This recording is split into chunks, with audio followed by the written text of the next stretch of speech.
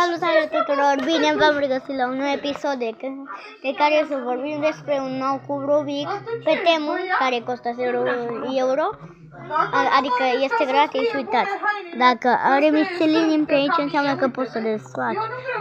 Atunci e un cod, stai mă că aici e pe jos.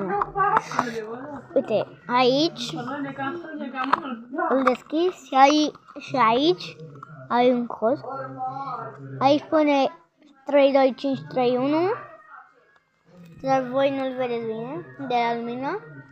Și cub Rubicul ăsta e cel mai rapid dintre toate cub Rubicurile. Uitați, l-am făcut între 1 secundă 50. Deci este cel mai rapid cub Rubik. Adică cel mai bun, cel mai rapid cub Rubik.